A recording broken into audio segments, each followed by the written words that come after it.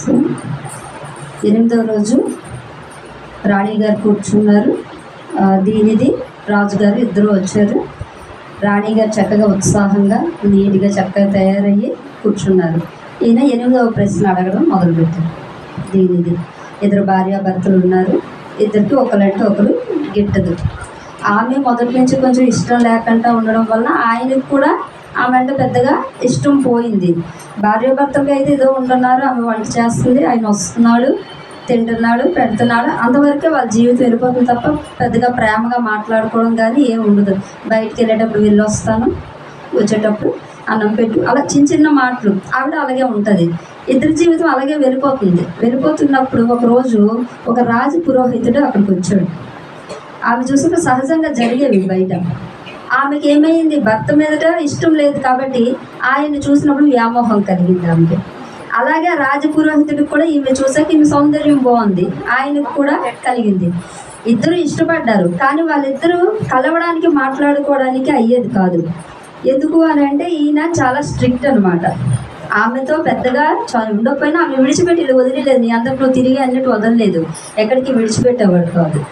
ఎక్కడికైనా దగ్గర తీసుకెళ్ళడం, సెక్యూరిటీ ఉండడం అవి కనుక ఆవిడ బయటికి వెళ్ళలేకపోయేది, ఫ్రీడమ్ ఉండేది కాదు.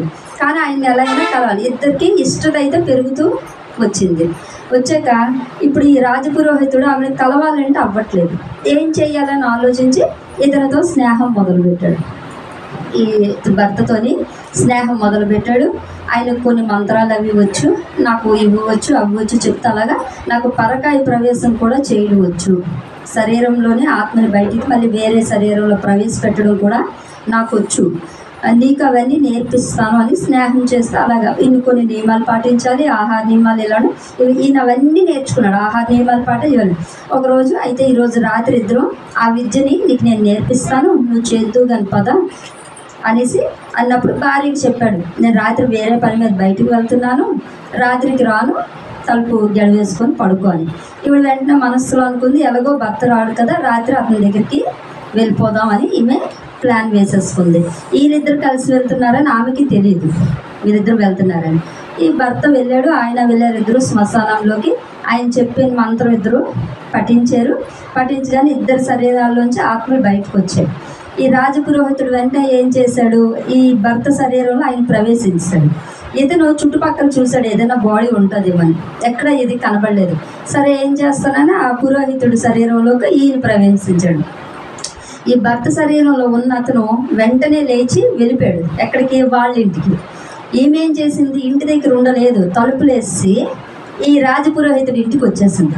వచ్చేసి ఈ ఇంట్లో ఎవరూ లేరు, కూర్చొని ఉంది. సరే బయటికి ఎక్కడికి వెళ్ళాడు, వస్తాడు కదా, అవకాశం వచ్చిందని ఈమె కూర్చుంది ఇక్కడ. ఈయన ఈ శరీరం మార్చాడు, అక్కడికి వెళ్ళిపోయాడు. ఈ భర్త ఉన్నాడు కదా, లేచి చూశాడు, ఎటు వెళ్ళాలో అర్థం కాలేదు. శరీరం ఎత్తుంది, అది ఆటోమేటిక్ ఇల్లే కదా, నడక అలవాటు అయిపోద్ది, కాళ్ళు గట్ట. ఇది ఏం చేసింది, ఈ బాడీ ఇక్కడికే తీసుకొచ్చింది వీళ్ళింటి. ఇక్కడికి వచ్చేసరికి ఈమె ఉన్నది.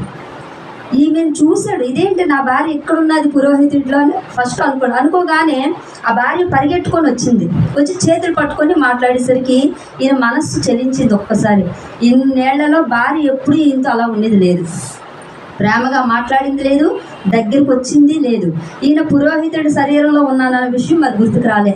నా భార్య ఎంత ప్రేమగా నాతో మాట్లాడుతుంది అన్న భావనలోని ఆయన కూడా అంతే చక్కగా నవ్వుతూ మాట్లాడుతూ ఇద్దరు రాత్రంతా సరదాగా గడిపారు, చక్కగా పడుకున్నారు, ఉన్నారు. వీడు రాత్రంతా అక్కడే ఉన్నాడు ఆయన శరీరంలో. చూసి చూసి చూసి తెల్లవారు లేసి ఇక్కడికి వచ్చాడు. ఇక్కడికి వచ్చేసరికి వీళ్ళిద్దరూ ఉన్నారు.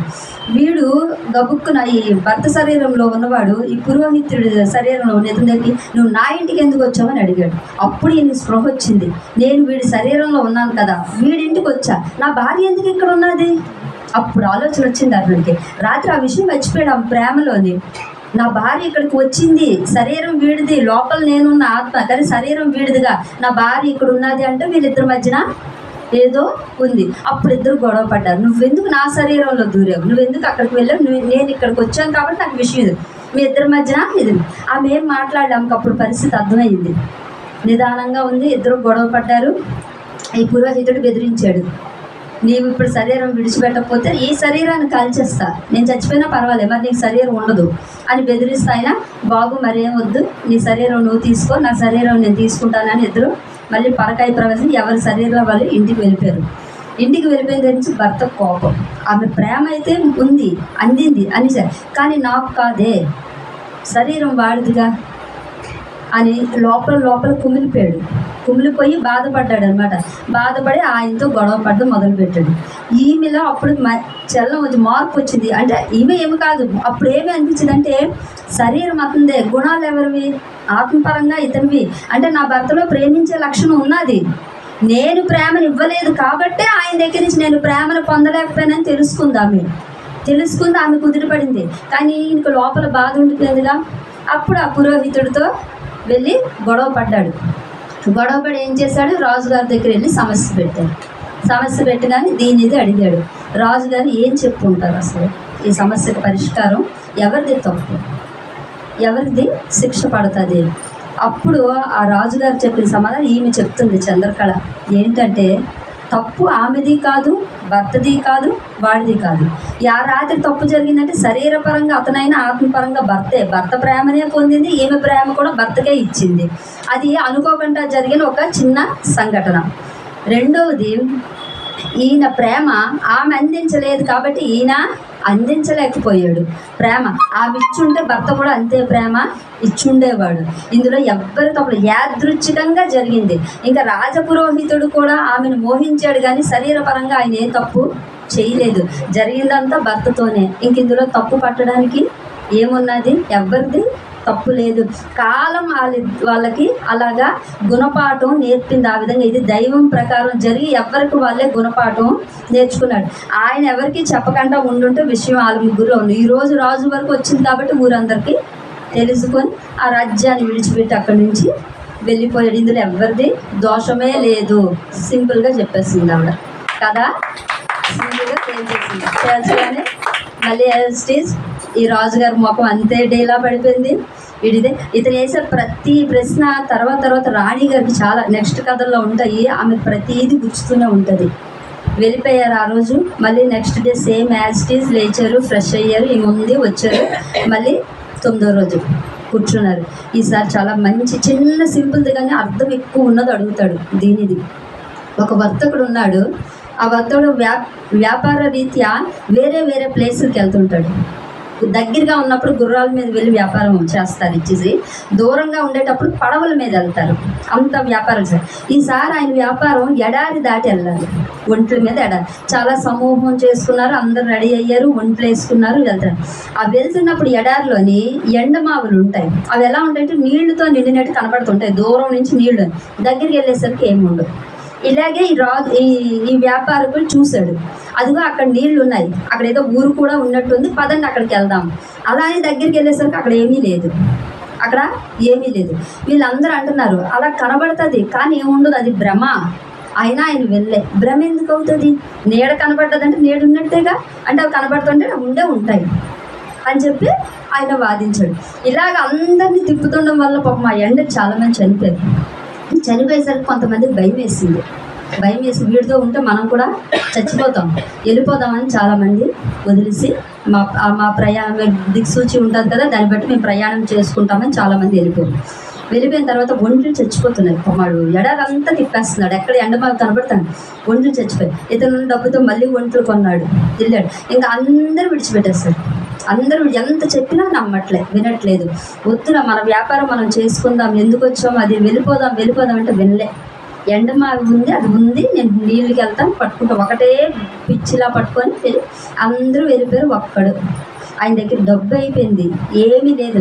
తిరిగి అక్కడే మరణించాడు. నీరు లేదు, ఆహారం లేదు, ఏమీ లేదు, మరణించాడు. ఈ వార్త ఊర్లో తెలిసింది. ఇలాగా ఎండమావి అదొక భ్రమని చెప్పినా వెళ్ళలేదు, తిరిగాడు, మరణించాడు అని తెలిసింది. తెలియగానే ఊర్లో అందరూ కూర్చొని పెట్టుకుంటారు కదా, వ్యాపారంకి వెళ్ళినోడు వ్యాపారం చేయొచ్చు కదా.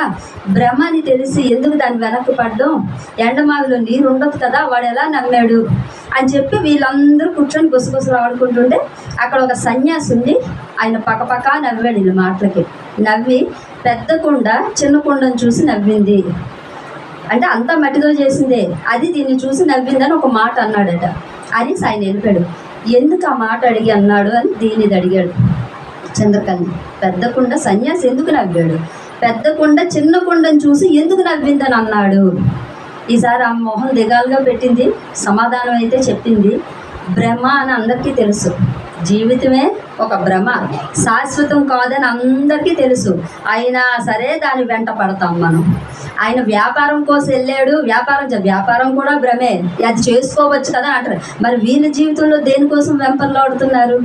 ఈ జీవే శాశ్వతం కాదని తెలుసు, సంపాదన శాశ్వతం కాదు, పిల్లల శాశ్వతం కాదు, ఏది శాశ్వతం అనేది కానే కాదని తెలిసి కూడా వీళ్ళు అదే శాశ్వతం అన్నట్టు పరిగెడుతూ ఉంటారు.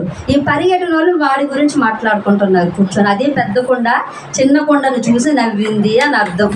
శాశ్వతం ఏది కాదు అని చెప్పి ఈమె ఆలోచనలో పడింది. జీవితంలో ఏది శాశ్వతం కాదుగా. నేను ఇన్ని కండిషన్లు పెట్టా, వివాహం అనేది నేను ఎప్పటికైనా చేసుకోవాలి, ఎవరినో ఒకరిని. ఇన్ని రూల్స్ పెట్టేశాను. ఈరోజు నాకు నచ్చిన వ్యక్తి వచ్చాడు, కానీ ఈరోజు ఆ నియమాలు పక్కన పెట్టడానికి లేదు. ఆన్సర్ తెలిస్తే కంపల్సరీ చెప్పాల్సిందే నియమం ప్రకారం, అబద్ధం చెప్పడానికి లేదని తెలియదు అనడం లేదు. ఈరోజు ఇష్టమైన వ్యక్తి వచ్చినా ఆమె నియమం ప్రకారం చెప్పాల్సి వస్తుంది. రేపు ఎవరినైనా చేసుకోవాలి. ఎందుకు ఇన్ని పెట్టా? శాశ్వతం కాని జీవితం కోసం ఎవరినో ఒకరిని చేసుకోవడం కోసం ఇన్ని పెట్టి ఇక్కడ వరకు వచ్చి ఈరోజు నచ్చింది కూడా పొందలేకపోతుంది. నచ్చింది కూడా ఆమెలో ఆలోచన మొదలయ్యేలా చేస్తున్నాడు. దీనిది ప్రశ్నలు ఏవో సింపుల్గా అడిగేశాడు, చేస్తాడు, ఓడిపోతున్నాడు కాదు. ఆమెలో ఆలోచనలు వచ్చేటట్టుగా చేస్తున్నాడు ప్రతిదీ. ఆమెలో ఉన్న ఆ ప్రేమను బయటికి తీస్తున్నాడు. ఆమె ఆలోచించుకుంటుంది. అంత ఆలోచనలో పడేశాడు ఒక్క ప్రశ్నతోని. ఆమె అమ్మ ఆన్సర్ చెప్పేసిందని రాజు అనుకుంటున్నాడు. వీడేటి ఇలాంటి అడుగుతున్నాడు, ఆమె చెప్పేస్తున్నాడు. ఆ ప్రశ్నల వెనక అంతరార్థం దీనిదికి అర్థం అవుతుంది, ఆమెకు అర్థం అవుతుంది, రాజుకి అర్థం అవ్వట్లేదు. అంత తెలివిగా వేశాడు ప్రశ్న. ఈసారి ఆమె నవ్వు లేదు, దిగాలైపోయి మొహం వెళ్ళిపోయింది లేచి. ఈ రాజుగారు అంతే దిగాలైపోయారు. ఈయన చెప్తున్నాడు, రాజా మనకు అవకాశం ఉంది, మీరు దిగాలు పడకండి, పదండి వెళ్ళిపోదాం అని మళ్ళీ భవనానికి తీసుకెళ్లారు. ఇంకా రాజుకి నిద్ర లేదు. ఎందుకు 9 రోజులు అయిపోతుంది, రోజులు తక్కువైపోతున్నాయి, అయిపోయిన రోజులు ఎక్కువైపోతున్నాయి, రానున్న రోజులు తక్కువైపోయాయి. వివాహం చేసుకుంటుందో చంపేస్తుందో ఏం జరుగుతుందో కూడా తెలియదు, బానిసత్వం వస్తుందో తెలియదు, ఏమొస్తుందో తెలియదు. రాజు దిగాలు అయిపోతుంది, టెన్షన్ అయిపోతుంది. ఈయన మాత్రం చెప్తున్నాడు ప్రశాంతంగా ఉండడు, అయినా సరే ఆయన టెన్షన్, ఆయన భయపడిపోతున్నాడు. మళ్ళీ ఈయన పడుకున్నాడు. ఆయన రాత్రి అంతా చిత్రపటం చూసుకుంటున్నాడు. మళ్ళీ తెల్లవారి అన్నీ అయిపోయాక మళ్ళీ కూర్చుంటున్నాడు కథకి. మళ్ళీ ఈసారి కొత్త కథతో వచ్చాడు. ఆమె వచ్చినప్పుడు చక్కగా ఉదయం తయారవుతుంది, కూర్చుంటుంది, కథ వింటుంది. ఈసారి ఇంకొక కథ స్టార్ట్ చేశాడు. ఒక ఊర్లోని ఒక రాజుగారు ఉన్నారు. ఆ రాజుగారికి పాత వస్తువులు, ఏవైనా అందమైన ఎక్కడా దొరకని వస్తువులు ఆయనకి ఇస్తే అదొక ఆనందం అనమాట. ఆయన అలాంటివి సంపాదిస్తూ ఉండేవారు. ఆయనకి అదొక ఆనందం. ఆ వస్తువులు ఎవరి దగ్గర ఉండకూడదు, యాంటిక్ పీస్లు అంటారు అనమాట. అలాంటివి ఆయనకి చాలా చాలా ఇంట్రెస్ట్. అలా ఒకరోజు ఒక వ్యక్తి ఒక సాసర్ తెచ్చాడు. రాజా, ఇది చాలా కష్టపడి తెచ్చాను, మీకోసం సాహసం చేసి తెచ్చాను, ఇది ఎక్కడా దొరకదు. ఏంటి ఇందులో విశేషం? సాసర్ చూస్తే వైట్గా ఉంది, దానిపైన రెడ్ అంచుగా గీతలా ఉంది. ఏంటి దీనిలో ఉన్న స్పెషల్? అప్పుడు చెప్పాడు, ఇది మన దేశంలో కాదు, శ్రీలంకలోని రాక్షసరాజు ఉన్నాడు. ఆయన కుమార్తె మహా సౌందర్యవతి. ఆమె పేరు బింబోష్టి. బింబోష్టి అంటే బింబములు అంటే పెదవులు ఉన్నదని అంటారు. ఆమె అంత సౌందర్యానికి పెదవులు చాలా చాలా అందంగా ఉంటాయట. ఆమె పెదవులకు ఉన్న ప్రత్యేకత ఏంటంటే మామూలుగానే రంగు వేసినట్టు ఉంటుంది, వేరే లిప్స్టిక్ వేసుకోకట. ఏది ముట్టినా ఆ పెదవి రంగు దానికి అంటుతుంటుంది, అది ఆమె ప్రత్యేకత. అలా ఆమె తాగిన కప్పు, ఆ కప్పుకి ఆ ఎర్రదనం అంటింది. మహారాజా, మీకోసం అక్కడ ఉన్న సైనికుల ద్వారా తెలియకుండా పట్టుకొని వచ్చాను. రాజు విన్నాడు, ఆహా ఆనందపడ్డాడు. ఎందుకంటే ఆ మహారాణిది వచ్చింది. ఈయనకేమి లేదు, ఈయన కుమారుడు విన్నాడు పక్క నుండి. ఇదంతా వయస్సులో ఉన్న కుమారుడు ఆమె గురించి వర్ణిస్తుంటే, ఆమె చాలా అందంగా ఉంటుంది, చాలా అందమైన పెదాలు ఉన్నది, ఆ పెదాల రంగు అన్నిటికీ అంటుతుంటుంది అని వర్ణించేసరికి ఈ పిల్లవాడికి మనస్సులో ప్రేమ కలిగింది. అప్పుడు వింటే చాలు వాళ్ళ మీద వ్యామోహం, ప్రేమ వచ్చేసి వాళ్ళనే వివాహం చేసుకుందామని ఫిక్స్ అయిపోయారు. అలాగే ఈ పిల్లవాడి లోపల మనస్సులోని ఆమె గురించి ఏవేవో ఊహించేసుకున్నారు. ఊహించేసుకుంటున్నాడు. ఆమెనే ఊహించేసుకొని వివాహం చేసేసుకుందాము అని చెప్పి ఒక ఆలోచనలో రోజు ఆమె గురించి ఆలోచన ఇలా ఒకరోజు కళ వచ్చింది ఆ పిల్లవాడికి. ఆ కళ్ళలో పిల్లవాడు గుర్రం మీద చాలా దూరం ప్రయాణం చేసి ప్రయాణం అలాగా రాణి పిలుస్తున్నట్టు ఆ పిల్లవాడు కనిపించి వెళ్ళిపోతున్నాడు గుర్రం మీద. వెళ్తూ ఆ శ్రీలంక రాజ్యంలోకి వెళ్ళినట్టు. అది చాలా అందమైన తోటలతో ఆ కోట ఉంది. ఆ లోపలికి ప్రవేశించాడు. రాణి ఉన్నది. రాణి దగ్గరికి వెళ్ళినట్టు. నిజంగా ఎంత సౌందర్యంగా ఉందంటే అంత సౌందర్యంగా ఉంది రాణి. ఆ ముఖం ఎంత బాగుందో, ఆ పెదాలు అంత అందంగా చక్కగా ఉన్నాయి. రాణి దగ్గరికి పిలుస్తున్నట్టు ఈ పిల్లవాడు దగ్గరగా వెళ్ళాడు. ఇద్దరు ముఖం దగ్గరగా పెట్టుకొని ఇద్దరు నిలబడి ఉన్నారు. అక్కడ నిలబడగానే ఉన్నట్టుండి ఆ రాణి పెదాలు పెద్దవైపోయి 2 కూరలు బయటకు వచ్చి ఆ నోట్లోని సొరంగంలాగా అయిపోయి వికృతంగా అయిపోయిందట. అయిపోయేసరికి పిల్లవాడు పెద్ద కేకలేయడం మొదలుపెట్టాడు నిద్దట్లోని. ఇంత పరివారం అంతా వచ్చేసారు, పరిగెత్తి పరివారం అంతా వచ్చేసరికి పిల్లవాడు నిద్దట్లో లేచాడు. ఇది కళ. పిల్లవాడు ఎందుకు భయపడ్డాడు అసలు అనేసి అడిగాడు. అది ఎందుకు భయపడ్డాడు పిల్లవాడు? ఏమిటి అంటే ఆమె సౌందర్యాన్ని వర్ణించినప్పుడు ఊహించుకున్నాడు పిల్లవాడు అందగత్తే. కానీ ఆమె అసలు స్వరూపం ఏంటి? రాక్షస రాజు కూతురు. రాక్షస స్వరూపం. అది స్వరూపం ఏంటో తెలియదు. సౌందర్యాన్ని ఊహించాడంతే. దగ్గరికి వెళ్ళాకే స్వరూపం ఏంటనేది తెలిసింది. అది కళే. దగ్గరికి వెళ్ళాక ఆమె స్వరూపం ఇది అని తెలిసింది అని చెప్పి ఇక్కడ ఒక పాయింట్ ఆవిడకి బుర్ర తెలియంది. ఏంటి? ఈమె నాగకన్య. ఈమె ఏమిటో కూడా రాజుకు తెలియదు. ఈవిడ ఏమి గుణమో, ఈవిడ ఆలోచనలు ఏంటి, ఈవిడ ఎలా ఏమి తెలియదు. కేవలం చిత్రపటం చూసి ఇష్టపడి చావుకు తెగించి వచ్చేసాడు. ప్రమాదానికి తెగించి వచ్చేసాడు. అది దేనిది హిస్టరీ ఆమెకి హింట్ ఇచ్చాడు. నీ గురించి కూడా రాజుకి తెలీదు, ఏమీ తెలియదు. నీ చిత్రపటం చూశాడు. ఆ పిల్లవాడు ఎలా అయితే ఊహించుకోడు దాని వెనక ప్రమాదం ఉందని ఇక్కడ కూడా ప్రమాదం ఉంది అని చిత్రపటం వేసినోడు చెప్పాడు. అయినా సరే రాజు ప్రాణాలకి తెగించి వచ్చాడు. నీ గురించి ఏమీ ఇది అవ్వకపోయినా, నీ వెనక్కి ఏముంది, ఈరోజు మమ్మల్ని ఉంచుతావో చంపేస్తావో ఏం చేస్తావు, అయినా మాకు ఏమీ తెలియకపోయినా నీ మీద ప్రేమతో ఆయన చావుకు కూడా తెగించి వచ్చేసాడు అని చెప్పి మళ్ళీ లోపలికి ఒక కథ ద్వారా తోస్తాడు ఆమె లోపలికి ఒక విషయాన్ని. అయిపోయి ఈసారి ఆమెకి ఇంకా ఆలోచనలో పడిపోయింది. ఇప్పుడు విడిచిపెట్టలేదు అంటే కథల ద్వారా ఆమె చుట్టూ వలయాన్ని వేసేస్తున్నాడు ఇతను చాలా తెలివిగా. లాస్ట్కి ఏదైనా ఆవిడే దిగి వస్తుంది రాజు కోసం. అంత చక్కగా తెలివిగా దీనిది పేరుకి ఆ తెలివైనగా వేస్తున్నాడు. రాజుకి ఇది అర్థం కావచ్చు కానీ ఈయనకి ఇది. ఆ రాజు తర్వాత తిడుతున్నాడు. ఆమె లెగిసి వెళ్ళిపోయింది. అర్థమయ్యింది, లెగిసింది, వెళ్ళిపోయింది. రాజు అంటాడు, ఇంతకంటే అందగెత్తుంటుంది, ఏదో కథ తెస్తున్నావు చెప్తున్నా. ఆ బింబోష్టి అంటున్నా, బింబోష్టి అందమైన పెదవులు మీకు లేవా? ఎక్కడి నుంచి తెస్తున్నావు ఇలాంటి కథలన్నీ? ఏమీ కాకుండా చెప్పేస్తుందిరా. ఇంకా అయిపోయింది. 9వ రోజు 10వ రోజుకి వచ్చేసి ఇంకేముంది, అయిపోయింది. ఎక్కడ ఇంకా మరి నాకు దక్కది అమ్మాయి. అయిపోయింది. నిన్ను పట్టుకొని వచ్చాను నేనని చెడామడ రాజు తిడుతున్నాడు. నేట ముంచినా ఏదైనా నువ్వే అనుకున్నాను, ఏకం ముంచేస్తున్నావు అనుకొని. స్నేహితుడు చిన్నప్పటి నుంచి ఇంకా అంటూనే ఉన్నాడు. వీడు నవ్వుతూనే ఉన్నాడు. వీడికి తెలుసు ఏం జరుగుతుందో, వీడు ఏం చేస్తున్నాడో వీడికి తెలుసు. నవ్వుతున్నాడు.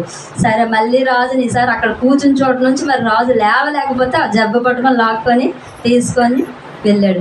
వెళ్ళి కూర్చుంబెట్టినప్పుడు మళ్ళీ ఆ రాత్రి అంతా అంతే దిగులు అంతే. మళ్ళీ తర్వాత సేమ్ స్టోరీ. మళ్ళీ ఇద్దరు చక్కగా వచ్చారు. ఈసారి ఇంకొక ప్రశ్న. ఆమె చక్కగా తయారయ్యింది, నవ్వుతుంది, రాజును చూస్తుంది, ఈ కథ వింటుంది, నవ్వుతుంది. ఈసారి చెప్పాడు. ఈసారి అడిగిన ప్రశ్న, ఒక వర్తకుడు ఉండే రత్నాలు అమ్మేవాడు ఎక్కువ ఆయనకి. ఆయన కుమార్తె కూడా ఒక రత్నాలు పిచ్చి అనమాట, విపరీతంగా ఇంత రత్నాలు పిచ్చారు. ఆ ఊర్లోని ఒక పెద్ద మర్రి చెట్టు, ఆ మర్రి చెట్టు త్వరలో ఒక దేవతా సర్పం ఉన్నది. ఆ సర్పాన్ని ఊరందరూ కూడా పూజించేవారు. వాళ్ళే పాలు తెచ్చేవారు, ప్రసాదం అన్నీ ఆ ఊరిలో తెచ్చినవి అవన్నీ తినేసి తాగేసి మళ్ళీ ఆ త్వరలోకి వెళ్ళి పడుకుని పోతుంది. దెబ్బతి ఏదేం చేసేది కాదు. దేవతా సర్పం అని అందరూ పూజించేవారు. ఈ అమ్మాయికి రత్నాలు మనులు పిచ్చి. ఊర్లోకి ఏమైనా కొత్త వచ్చినా కొనేస్తుంటుంది, వాళ్ళ నాన్న తెచ్చినవి ఇచ్చేస్తుంది. అమ్మాయికి ఎంత పిచ్చి అంటే ఆమె దువ్వెన్లు, ఆమె తాగే గ్లాసులు, వాటికి కూడా ఆ రత్నాలు పెట్టుకున్నంత పిచ్చి అనమాట. ఈ అమ్మాయి ఆ కన్ను ఎక్కడ పడింది? ఆ దేవతా సర్పం ఉన్న మణి మీద పడ్డది కన్ను.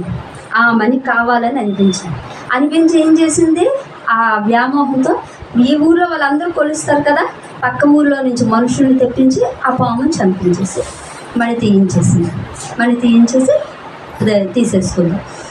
ఈ దేవతలందరూ, దేవసర్పాలందరికీ రాజు ఎవరు? వాసుకి. వాసుకి కోపం వచ్చింది.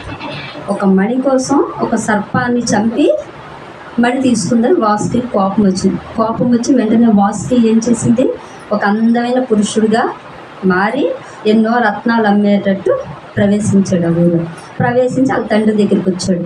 తండ్రికి అన్ని రకాలు, మరి వాళ్ళ దగ్గర ఉన్న రత్నాలు మరీ ఎక్కువ, నాకు అన్ని రకాలు చూపిస్తున్నాడు. ఇవి ఎప్పుడు ఎక్కడా చూడలేనివే అని అంటే, నేను ఎన్నో దేశాలు తిరిగి తెచ్చాను అని చెప్పి ఆ తండ్రితో పాటు స్నేహం చేశాడు.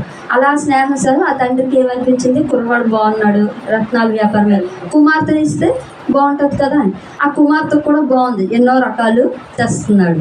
ఇద్దరికి వివాహం మాట్లాడి వివాహం అనుకున్న దగ్గర నుంచి రోజు దోసులతో రత్నాలు పంపించాడు. ఇంకా ఆనందపడిపోతుంది. ఇది అంత ఆనందం చక్కగా ఇచ్చాడు, అన్నీ చేశాడు. వివాహ సమయం వచ్చింది. ఇద్దరికి వివాహం తలంబ్రాల్లో కూడా రత్నాలే అంత చక్కగా జల్లుకున్నారు చేసి. ఈ అమ్మాయి ఆనందానికి అవధులే లేవు, ఇన్ని రత్నాలు పోసినాడు భర్తగా వచ్చాడు అని ఆనందపడిపోతుంది. ఇద్దరికి కార్యం ఏర్పాటు చేశారు.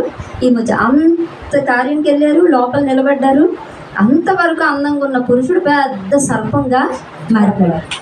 మారిపోయేసరికి భయపడిపోయింది, పెద్ద కేకేసి పడిపోయేసరికి తెల్లవారింది. అందరూ ఏటి రాలేదు పిల్ల, ఉదయం ఎంత టైం అయింది ఇంకా లేదు, తలుపులు బద్దలు కొట్టేసరికి అమ్మాయి అక్కడ నొరగలతో మరణించింది. పెద్ద సర్పం అక్కడి నుంచి వెళ్ళిపోయింది అని అడిగారు. దీని అంతరార్థం ఏంటో చెప్పండి అనేసి అడిగారు. ఆమె చెప్పింది దాని అంతరార్థం, దేవతా సర్పం అది, నువ్వు ప్రార్థించుంటే ఆ సర్పం ఇచ్చేస్తుంది నీకు, ప్రార్థించుంటే ఆ సర్పం నీకు ఆ మణి ఇచ్చేచ్చు. నీ దగ్గర ఎన్నో మనులు ఉన్నాయి, నువ్వు ఏ విధంగా ఇచ్చేచ్చు, కానీ నీ కోరిక కోసం ఒక మూగజీవిని చంపేసి నువ్వు తీసుకున్నావు. చంపకంటా ప్రాధాయపడి ఉంటే నీకు అది వద్దును. ఆ తర్వాత నీ జీవితంలో ఎన్నొచ్చాయో రత్నాలు కురిపించేశాడు వాసుకి, కానీ నువ్వు ఏవి పట్టుకెళ్ళవు, మరణాన్ని కూడా ఆపలేకపోయావు, దీన్ని కూడా ఏవి పట్టుకెళ్ళలేకపోయావు, ఏవి పట్టుకెళ్ళని దానికోసం కర్మ చేసావు. ఏమి పట్టుకెళ్ళ తెలుసు, ఇక్కడే వదిలేసింది అన్నీ, అయినా సరే కర్మ చేసింది. నాగదోష హత్య అందించుకుంది, ఆ పాపం కర్మ చేసింది అని చెప్పి ఈమె ఆలోచనలో పడ్డది. అప్పుడు ఇంక ఇప్పుడు ఈమె హింట్ ఇచ్చింది దీనికి. ఏమని హింట్ ఇచ్చిందంటే, అడగచ్చుగా, అడిగితే ఇస్తారు కదా, అడిగితే నేను ఆమె ఇచ్చేసేది కదా, అలాగే మీరు కూడాను ప్రాధాయపడి ఉంటే, మీలో ఆ ఇది ఉంటే ఖచ్చితంగా నేను మీకు లభిస్తాను అని చెప్పి హింటు ఇచ్చేసి రాజుకి చక్కగా ఆమె లేచి వెళ్ళిపోయింది. ఇప్పటి వరకు కథ సమాప్తం. సో 11 సో 11 కథలు అయ్యాయి. ఇంకెన్ని ఉన్నాయి? 5. ఇంకా 5 కథలు ఉన్నాయి. ఎప్పుడు చెప్పు పిల్లలు మంచిగా. జై గురుదేవుని.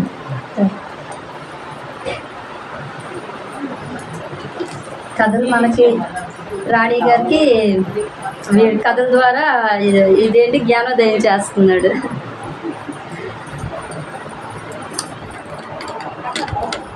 కథల్లో కూడా మంచి సత్యం ఉందండి. 2వ కథ ఎంత చక్కగా జీవితంలో ఏది శాశ్వతం కాదు, ఏది పట్టుకెళ్ళాలి. మరి మనం ఇంకొన్ని కామెంట్ చేస్తాం, పెద్దకుండా చిన్నకుండానే చేసింది. చాలా జంజాలు సత్యాలు ఉన్నాయి.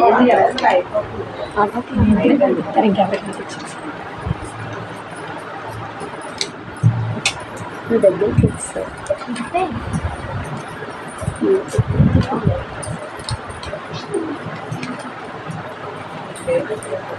తాగింది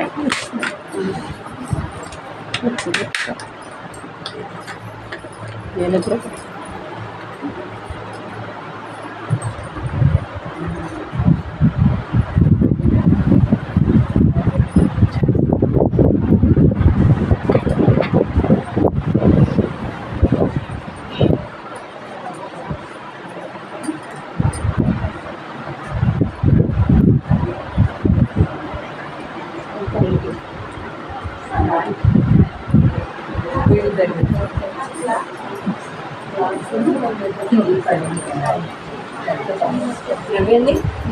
నాలుగో తారీఖు వరకు అడుగుతున్నారు.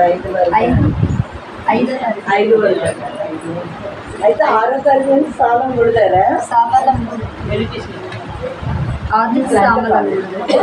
తారీఖు నేను అవలేదు. అమ్మాయికి కింద ఉంది కదా అని అవ్వలేదు, మాట్లాడుతున్నారు కదా. ఇంటికి పడుతున్నారు. ఓకే, ఎవరో అన్నారు పడట్లేదు సరిగ్గా. 6వ తారీఖు నుంచి 5వ తారీఖు వరకు లాస్ట్ ఆవులిల్లో పండుగ చేసుకోవడమే. త్రివేణి లాస్ట్ కూడా 6వ తారీఖు నుంచి స్టార్టింగ్ అమ్మా. లాస్ట్లో మరి ఇప్పుడైతే మళ్ళీ లాస్ట్లో అయితే గట్టి పార్టీ. 5వ తారీఖు ఎవరైతే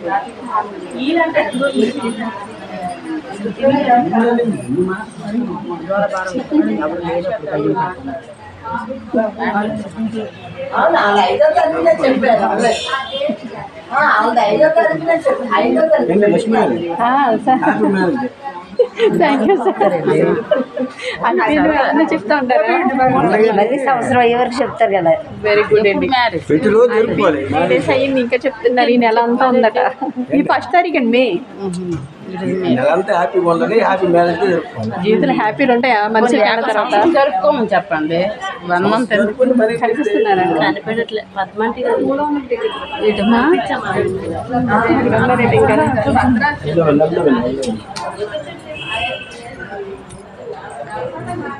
ఇక్కడే ఉన్నారు. ఇంక మీరేనా కనిపిస్తున్నారు కదా?